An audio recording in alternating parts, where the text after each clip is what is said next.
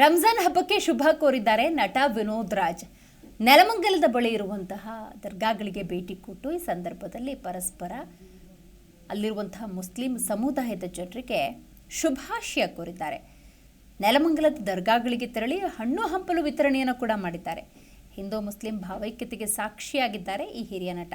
ಪ್ರತಿ ವರ್ಷ ರಂಜಾನ್ ತಿಂಗಳಲ್ಲಿ ದರ್ಗಾಗೆ ತೆರಳುತ್ತಾರೆ ನಟ ವಿನೋದ್ ರಾಜ್.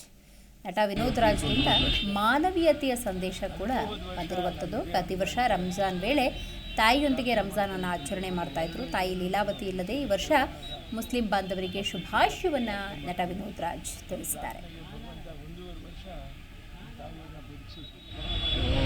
ಬದುಕಿದ್ದು ನನಗೆ ಬೆಲೆ ಕಟ್ಟಕ್ಕಾಗಿರುವಂಥ ಒಂದು ಮಾಣಿಕ್ಯ ಸಿಗ್ತದೆ. ಜೀವನ ಪರ್ಯಂತ ಕಾಲ ಇರೋವರೆಗೂ ನನ್ನ ಅವಧಿ ಇರೋವರೆಗೂ ಯಾವಾಗ ರಂಜಾನ್ ಬರುತ್ತೋ, ಯಾವಾಗ ನನ್ನ ಕೈ ಸಾಧ್ಯವಾಗುತ್ತೋ ನಾನು ಸದಾ ಭಗವಂತನ ಸೇವೆ ಮಾಡಿದ್ದೀನಿ. ನನ್ನಿಂದ ಆಗಲಿ ಅಲ್ಪ ಸೇವೆ ಮಾಡೋಕ್ಕೆ ನಾನು ಸಿದ್ಧವಾಗಿದ್ದೀನಿ.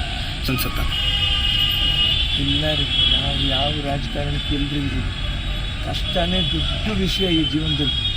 ಯಾರಿಗೂ ಗೊತ್ತಿಲ್ಲ. ಇನ್ನು ಒಂದು ಸಂಕಟ ಅಂತ ಬಂದಾಗ ಮಾತ್ರ ಮನುಷ್ಯ ಅಲ್ಲೊಂದು ಕಡೆ ವೆಂಕಟರಮಣ ಅಂತ ಇನ್ನೊಂದು ಕಡೆ ಅಲ್ಲ ಅಂತೀವಿ ನಾವು. ಆದರೆ ಸದಾಕಾಲ ಭಗವಂತನ ನಾವು ಮರಿದೇ ಯಾವಾಗಲೂ ಅವನ್ನ ಸ್ಮರಿಸ್ತಾ ಇರಬೇಕು.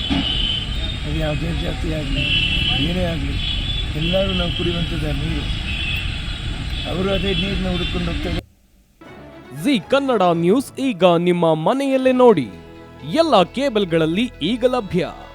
ಸನ್ Direct 292, Jio TV 1334, U digital 162, City Cable 51, GTPL 17, Abhishek cables 821, Rock Line telecommunication 51, Shri Basaveshwara number 60, Vinayaka digital number 53, in digital number 896ರಲ್ಲಿ.